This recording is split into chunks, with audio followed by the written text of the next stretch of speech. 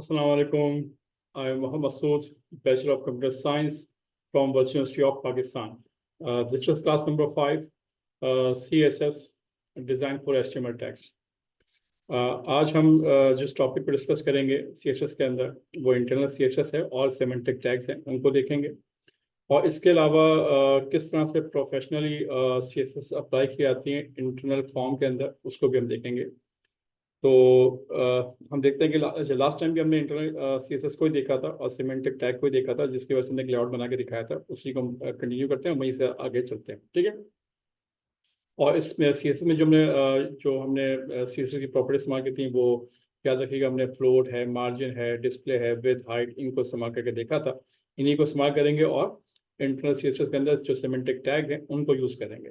Semantic tags का मतलब होता है ऐसे टैग्स जो मीनिंगफुल होते हैं, जिनके नाम से पता चलता है कि ये टैग किस पर्पज़ के लिए, किस मकसद के लिए हैं, उनको सिमेंटिक टैग कहा जाता है। जैसे कि हेडर है, असाइड है, आर्टिकल है, फूटर है, टेबल है, और भी बहुत सारे जो टैग्स हैं जो मीनिंगफुल होते हैं, समझ में आते हैं, उनको हम सिमेंटिक टैग कहते हैं। और ऐसे टैग्स जो मीनिंगफुल नहीं होते उनको हम कहते हैं क्या, नॉन सिमेंटिक टैग कहते हैं। तो चलें स्टार्ट करते हैं। लास्ट टाइम हमने क्या किया था इंटरनल CSS के अंदर। तो सबसे पहले तो आप अपने VS कोड में आ जाइए।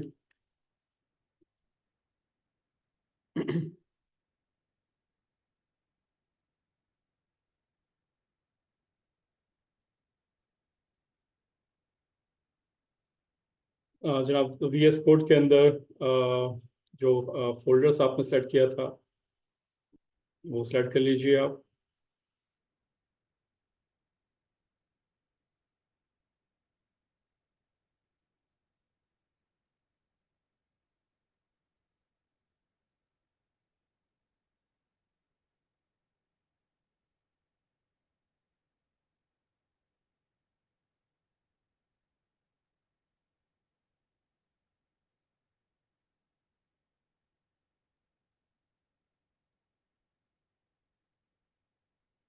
ठीक है, तो ये हम काम कर रहे थे CSS एग्जाम्पल नंबर 5 के ऊपर। इसको क्लिक करते हैं, उसको चेक कर लेते हैं कि इसमें काम किस तरह से किया था, हमने क्या बनाया था, उसको देख लेते हैं।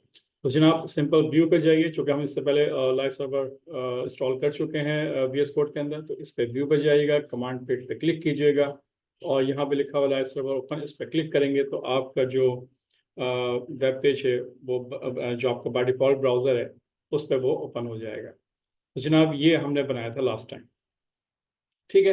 उसमें हेडर आपके सामने आ गया, नेविगेशन है, लेफ्ट साइड के अंदर हमने साइड का टैग यूज़ किया था, और जो कंटेंट एरिया बीच का, इसको मैं सेक्शन हमने सेक्शन का टैग इस्तेमाल करके हमने उसको यूज़ किया था। और जो राइट साइड है उसको हमने आर्टिकल का टैग लिया था। और नीचे फूटर है, फूटर को भी चेक कर लेते हैं कि फूटर यहाँ पे किस तरह से आएगा, उसको देख लेते हैं। तो फूटर के लिए जनाब आपने यूज़ किया हुआ है फूटर, और आपने क्या रखा है विद 98% हाइट, ये है, ठीक है। बैकग्राउंड कलर ब्लॉक, और यहाँ पर एक काम कर लीजिए, इसको भी चूंकि नीचे लिखना आना है तो आप कह रहे हैं फ्लोट लेफ्ट कर लीजिए आप। जैसे फ्लोट लेफ्ट करेंगे तो ये ब्लैक कलर के अंदर जो फूटर है वो नीचे बना हुआ आपके पास आ जाएगा। तो जनाब आप सिंपल जैसे सेव करेंगे और आप ब्राउज़र देखेंगे, सॉरी, ये हम क्रोम ब्राउज़र पे सेट नहीं हुआ बाय डिफ़ॉल्ट जो है वो माइक्रोसॉफ्ट एज पे सेट हुआ हुआ है, तो वहीं पर रन होगा। तो जनाब ये देख लीजिए आप, ये ब्लैक कलर का फूटर आपके पास सामने आ गया है, ठीक है। अच्छा, इसको मैं अच्छा मैं चाहता हूँ कि जो ब्राउज़र है वो चेंज कर लें इसको। जो क्रोम है वो चेंज किस तरह से करते हैं, उसकी सेटिंग किस तरह से करते हैं, उसको भी जरा देख लेते हैं। तो जनाब मैं फ़िलहाल इसको ऑफ कर रहा हूँ, क्लोज़ कर रहा हूँ। जो माइक्रोसॉफ्ट एज है इसको क्लोज़ कर लीजिए आप। तो आपने करना है क्या, सेटिंग में जाना है। सेटिंग में जाने के बाद यहाँ पर सेटिंग पे क्लिक कीजिएगा। तो सेटिंग के अंदर यहाँ पर ऑप्शन आएगा सेटिंग का, एक और सेटिंग लिखेंगे तो सेटिंग के अंदर देखें आपके बहुत सारे आ रहे हैं। तो सबसे लास्ट में जाइएगा, यहाँ पर लिखा होगा डिफ़ॉल्ट ब्राउज़र, आपके पास सेटिंग होगी, यहाँ पर लिखी हुई आएगी, ये आ रहा देखें नल। कस्टम ब्राउज़र में देखें नल लिखा हुआ आ रहा है। तो यहाँ से आप चाहें तो अपना ब्राउज़र जो है वो चूज़ कर सकते हैं। फिलहाल मैंने जो ब्राउज़र चूज़ किया program Microsoft Edge by default हुआ हुआ है, उससे क्लिक कर लीजिए। जब क्लिक करेंगे तो होगा क्या, टॉप पे जाएगा तो यहाँ लिखा होगा एडिट सेटिंग जैसन, इस पर क्लिक कीजिएगा। तो यहाँ पर देखिए ब्राउज़र का नाम लिखा हुआ आ रहा है माइक्रोसॉफ्ट एज, इसको रिमूव कर लीजिए आप और इसको यहाँ पे कर लीजिए आप क्रोम। क्रोम कर लीजिए। ठीक है, तो जब ये आप सेटिंग कर लेंगे ब्राउज़र की, और इसको सेव कर लीजिए यहाँ पे आप। ठीक है, तो इसके बाद जब आप व्यू पे जाएंगे और व्यू पे जाके कमांड पेड पे क्लिक करेंगे और लाइव सर्वर ओपन पे क्लिक करेंगे, तो आपका जो ब्राउज़र जो डिस्प्ले होगा वो क्रोम का हो जाएगा। ठीक है, देखें ये क्रोम ब्राउज़र आपके सामने आ गया है। ठीक है, और CSS5 पे आप क्लिक कर दें, ये आपके सामने देखें आपके पास आ गया। ठीक है, तो अब ये बाय डिफॉल्ट जो ब्राउज़र है वो क्रोम का सेट हो चुका है। इस तरीके से आप भी सेट कर सकते हैं। अच्छा, मैं इसको थोड़ा सा स्क्रीन पे सेट कर लेता हूँ ताकि आपको देखने में आसानी हो।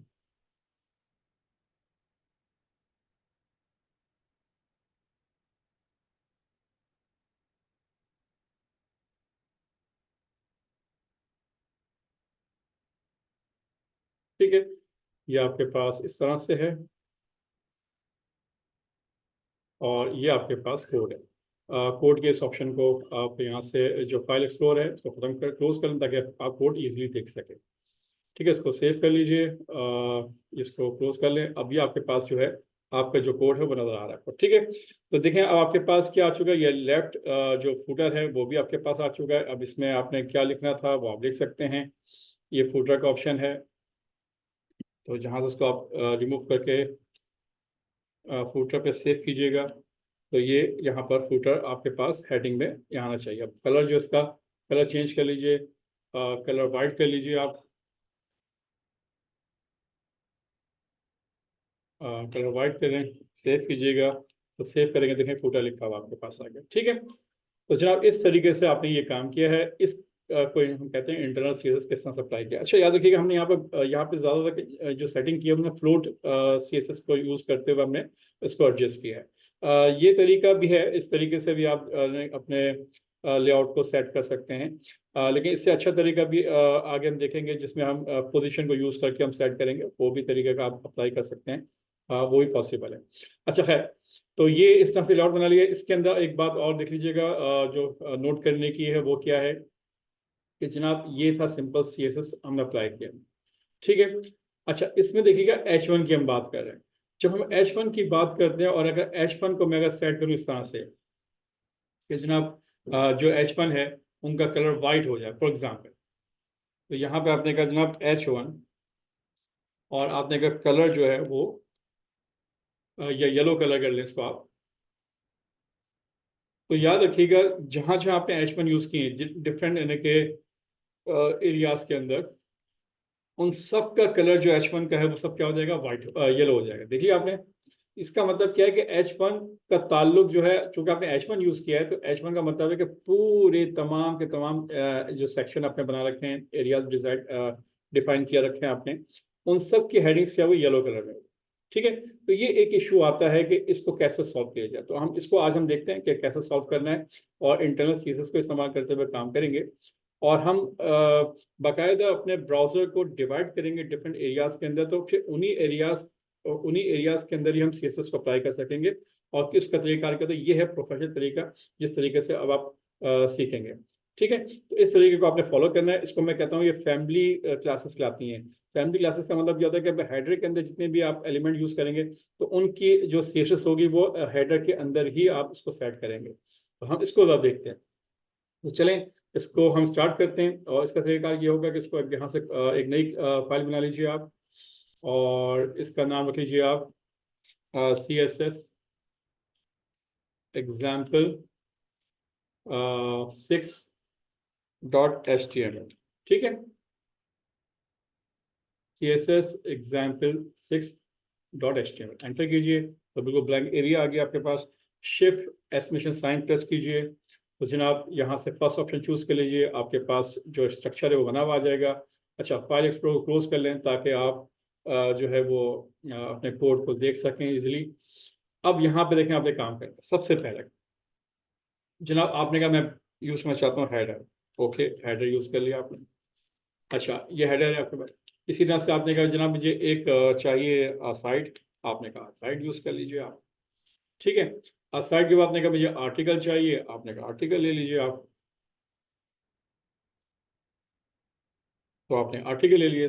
ये तीन आपने एरियाज डिसाइड कर लिए आपने आपके ब्राउजर के ऊपर। लेकिन ये जो तीन डिसाइड आपने एरिया डिसाइड किए हैं, ये याद रखिएगा, ये हॉरिजेंटली जो है वो ड्रॉ होंगे। यानी किस तरह से होंगे इसको देख लीजिए आप। मिसाल के तौर पर मैं अगर यहाँ पे H1 यूज करता हूँ, कि ये H1 के अंदर लिखा है मैंने जनाब हेडर फॉर एग्जाम्पल, ठीक है। इसी तरह से साइड में लिखा है मैंने H1,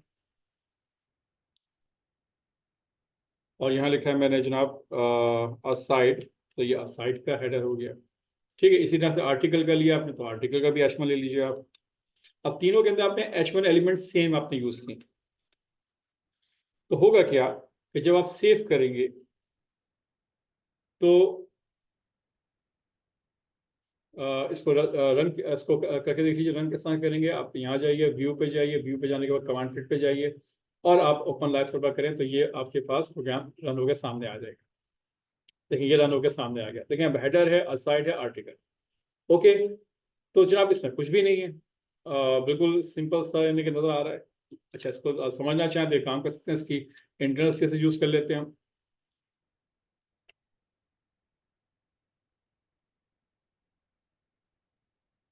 ठीक है, तो आप इंटरनल सीएसएस के लिए आप सीएसएस का आप सेक्शन या सेगमेंट जो है वो स्टार्ट इसको आप ओपन करेंगे।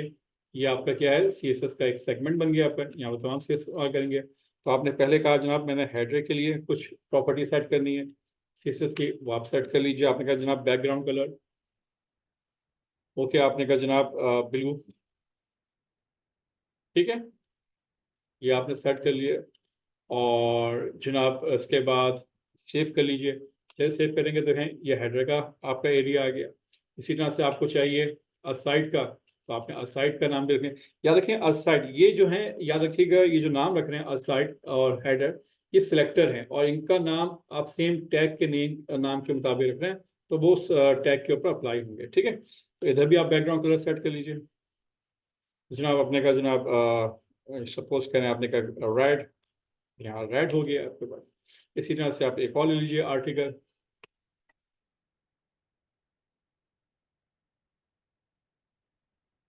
और इसके लिए आप ले लें बैकग्राउंड कलर ग्रीन, तो जनाब बैकग्राउंड कलर ग्रीन हो जाएगा, ठीक है।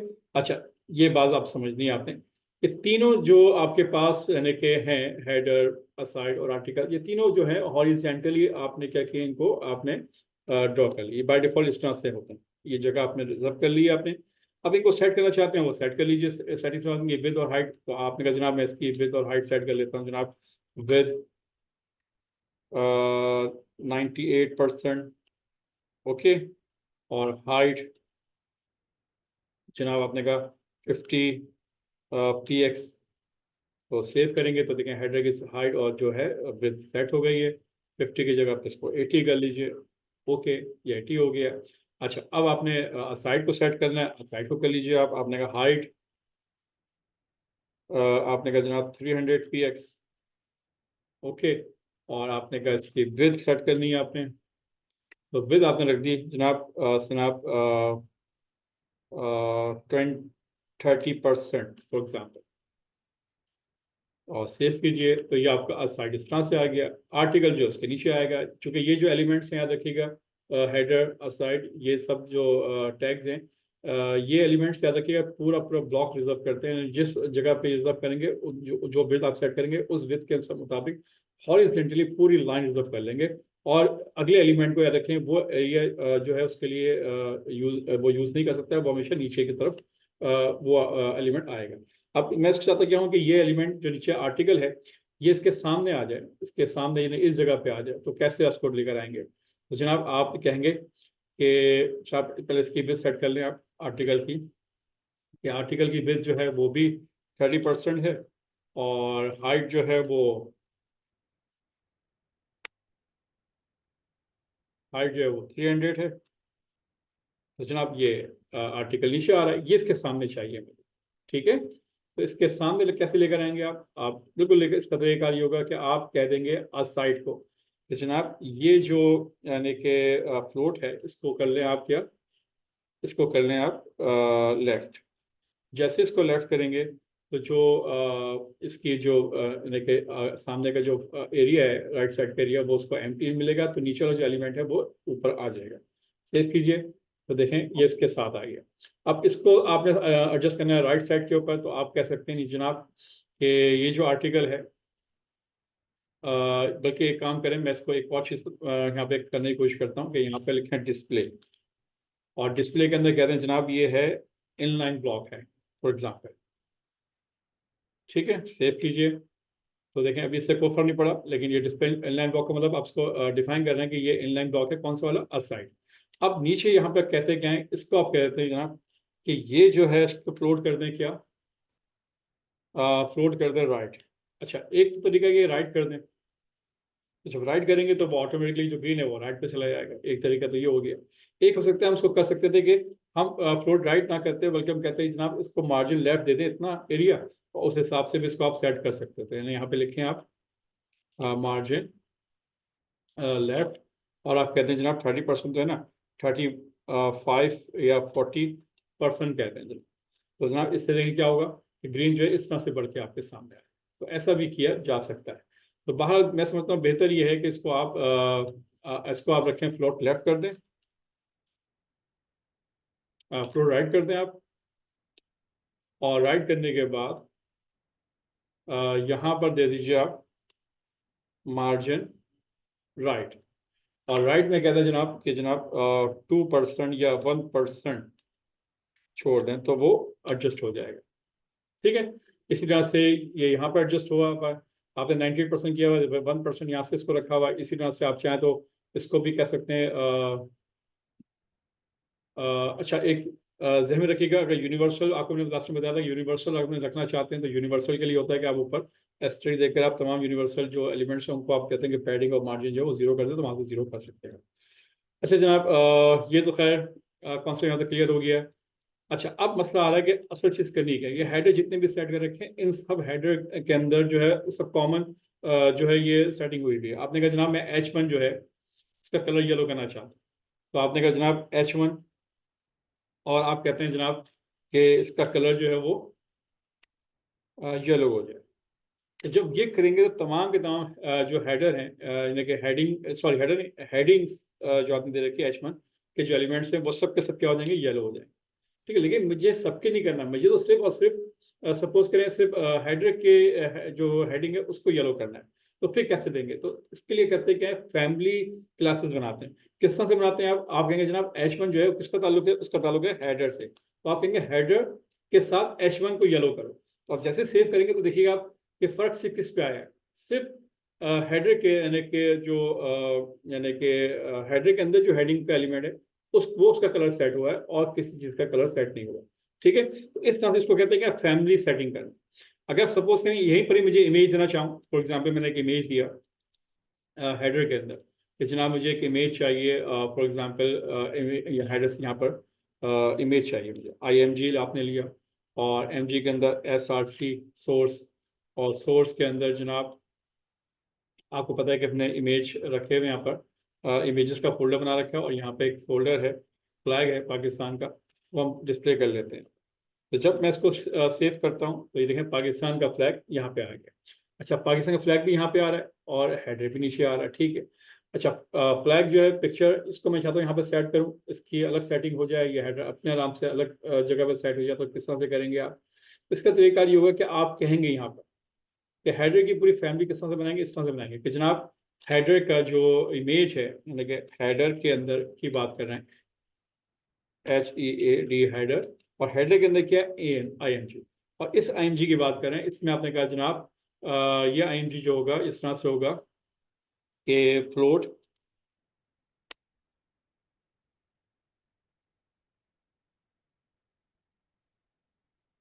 लेफ्ट होगा, ये पहली चीज। दूसरी चीज क्या होगी जनाब, फ्लोट लेफ्ट कर दीजिए, और आपने कहा जनाब बॉर्डर रेडियस कर दीजिए आप, और रेडियस में करिए जनाब 50%। सेव कीजिए। तो देखें ये आपका जो है फ्लैग इस तरह से बना हुआ आ गया, और हेडर जो है उसके जो हेडिंग लिखी है वो उसके सामने आ गई है। ठीक है, तो ये इस तरीके से आप फैमिलीज को मैनेज करेंगे। ठीक है, अब यहाँ पे देखें, अगर मैं चाहूँ उसके आपने कहा जनाब मार्जिन टॉप कर लीजिए आप 10 px, तो ये 10 px इस तरह से आ जाएगा। ठीक है। इसी तरह से आपने कहा मार्जिन राइट या लेफ्ट, आपने कहा 10 px, तो इस तरह से सेव कर लीजिए, तो इस तरह से हो जाएगा। अब हेडर को सेट करना चाहते हैं, तो हेडर को किस तरह सेट करेंगे आप? आपने कहा जनाब हेडर की H1 का येलो हो गया, आपने कहा जनाब मार्जिन लेफ्ट 50 px, सेव कीजिए। तो जनाब मार्जिन लेफ्ट 50 px अगर इस तरह से सेट नहीं हो पा रहा, तो फिर यहाँ पर इसके एक तरीका ये है कि आप सिर्फ लेफ्ट करके देखें।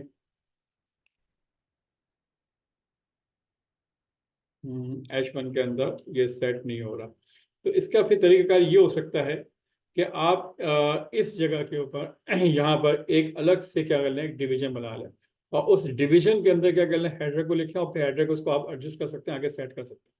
अगर सपोज करें अभी ये सेट नहीं हो रहा फॉर एग्जाम्पल, तो मैं यहाँ पे करता क्या हूँ कि इसके अंदर यहाँ लिख देता हूँ जनाब कि फ्लोट राइट करके देखें और सेव करें, तो देखें राइट पर चला गया। अब यहाँ से अगर इसको मार्जिन राइट करना चाहें, थोड़ा सा लाना चाहें, मैं एक तरीका सिखा रहा हूँ, इस तरह से आप काम कर सकते हैं। वैसे बेहतर तरीका ये है कि आप इस हेडर के अंदर भी आप चाहें तो यहाँ पर इसके भी मुख्तलिफ डिवीजन बना सकते हैं, और उस डिवीजन के अंदर रख के आप सेटिंग कर लेंगे डिफरेंट एलिमेंट्स को, तो ज़्यादा बेहतर रहेगा आपके लिए। ठीक है। तो मेरा मकसद यहाँ पे ये था कि आपको फैमिली क्लासेस बताई जा सकें कि किस तरह से आप एक जो सेक्शन डिसाइड आपने डिसाइड किया हुआ है जैसे हेडर का, उसके अंदर अगर कुछ एलिमेंट्स है तो उनको आप किस तरह से आप सेट करेंगे। ठीक है। इसी तरह से अगर मैं असाइड के अंदर रखना चाहता हूँ, तो आपने कहा जनाब असाइड में आइए, असाइड के अंदर मुझे एक इमेज चाहिए, जनाब यहाँ पर भी ले लीजिए आप IMG SRC। ठीक है। और इसके अंदर भी कोई इमेज आप लेना चाहें ले सकते हैं आप।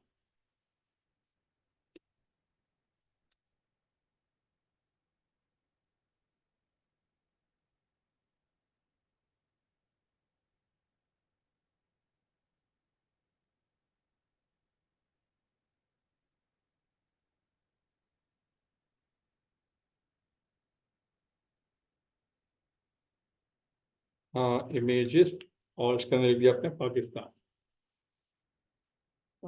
.png। ठीक है।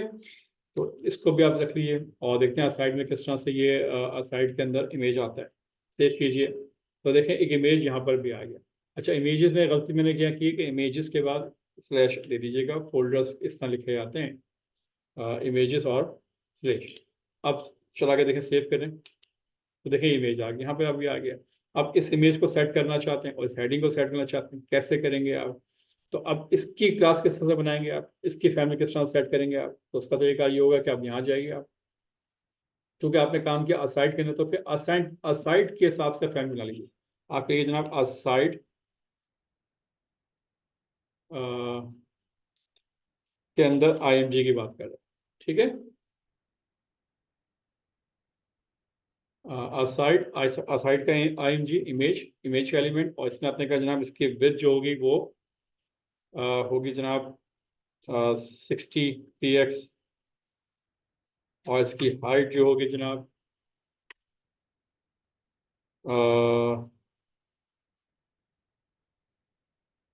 इसकी 60 कर लीजिए आप, और इसकी कर लीजिए आप 80 या 90 कर लीजिए। ठीक है। तो इस तरह से आपने विड्थ और हाइट सेट कर ली, और बॉर्डर रेडियस के अंदर आपने कहा जनाब कि 15 px।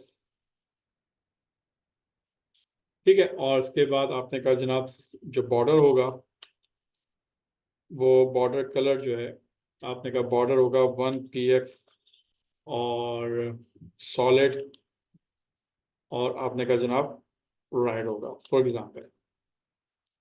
तो जब सेव करेंगे तो देखिए अब इमेज देखें ऐसे बना हुआ आएगा। इसकी प्रॉपर्टी आप इस तरह से सेट की है कि ये यानी हेडर का IMG कुछ और उसकी सेटिंग अलग की हुई है, और आपने असाइड का जो इमेज है उसकी आपने इस तरह से सेटिंग आपने कर रखी है। तो इसको कहते हैं क्या है, क्या इसको कहते हैं कि आपने यानी कि पूरी फैमिली, एक सेक्शन की फैमिली को किस तरह से आपने डिसाइड करना है। ठीक है। और इसी तरह से आपने कहा जनाब कि इसको सेंटर करना चाहते हैं, तो आपने कहा जनाब मार्जिन लेफ्ट, आपने कहा ऑटो और आपने कहा जनाब मार्जिन राइट, और इसके लिए भी कह दिया आपने ऑटो। जब सेव करेंगे तो देखें आप साइड का जो IMG है, लेफ्ट और राइट ऑटो की आपने सेट नहीं हुआ, तो यहाँ से आप लेफ्ट से आप दे दीजिए 10 PX करके देख लीजिए आप, ठीक है। और ठीक है, इस तरह से आप सेट कर सकते हैं। तो जनाब ये सेट हो गया। इस तरह से साइड को सेट करना चाहते हैं, साइड के अंदर जो हेडिंग है उसको सेट करना चाहते हैं, तो आप क्या करेंगे, आप कहेंगे असाइड। असाइड के अंदर H1 जो है उसकी हम बात कर रहे हैं, और उसका कलर जो होगा वो, सपोज करें आपने कहा जनाब वो वाइट होगा, वाइट कह लीजिए या बीट कह लीजिए आप, तो सिर्फ इसका कलर क्या होगा, चेंज होगा, ठीक है। इसी तरह से इसको आपने कहा जनाब इसको आपने कहा मार्जिन लेफ्ट कह दिया आपने 20 PX, तो आप इसको सेट कर दो। तो इसी तरीके से आप आर्टिकल के लिए भी अलग से आप क्या कर सकते हैं, आप इमेज दे सकते हैं, हेडर बना सकते हैं, उसके अंदर के जितने भी एलिमेंट्स हो उनकी अलग से क्लासेस की पूरी फैमिली बना सकते हैं, कहने का मतलब मेरा ये है। तो इस तरह से आप सेट करोगे, ठीक है। तो असाइड का IMG हो जाएगा।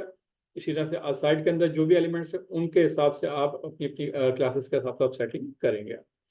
तो इस कॉन्सेप्ट को हम क्या कहते हैं, इसको कहा जाता है कि हम एक फैमिलीज की तरह से अलग अलग सेक्शन की जो फैमिलीज होती हैं उनके अंदर के जो एलिमेंट्स होते हैं उनकी पूरी एक फैमिलीज बना के उनके सिस्टम को हम सेट कर सकते हैं, ठीक है। तो ये कॉन्सेप्ट दिया मैंने आपको आज, उम्मीद करता हूँ समझ में आएगा किस तरह से आपने अपने एरियाज को डिसाइड करना है, सेट करना है आपने, किस तरह से बनाएंगे आप। तो ये हमने देखा आज इंशाल्लाह। तो नेक्स्ट क्लास में हम एक और तरीके से लेआउट बनाना सीखेंगे, ताकि उस तरीके से भी लेआउट आपको बनाना आ जाए।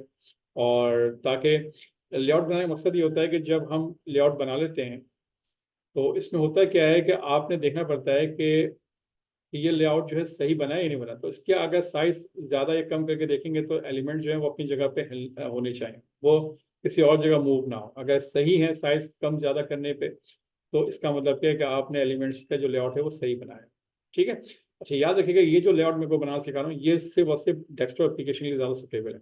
अगर मोबाइल पे यूज़ करेंगे, मोबाइल पे भी इसी तरीके से नजर आएगा। इसी तरीके से मैंने कोई फर्क नहीं होगा कि डेस्कटॉप एप्लीकेशन में देखें या मोबाइल पे देखें, इनका लेआउट वो सेम ऐसे ही नजर आएगा जैसे आप यहाँ बना रहे हैं।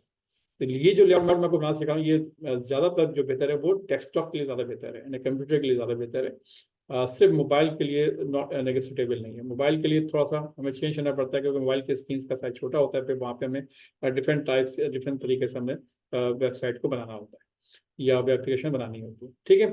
तो अभी इंशाल्लाह हम नेक्स्ट टाइम हम डेस्कटॉप एप्लीकेशन के लिए एक और लेआउट बनाना सीखेंगे कि किस तरीके से लेआउट और अच्छे तरीके से बनाया जा सकता है, उनको इंशाल्लाह नेक्स्ट क्लास में देखेंगे। तब तक के लिए अल्लाह हाफिज़।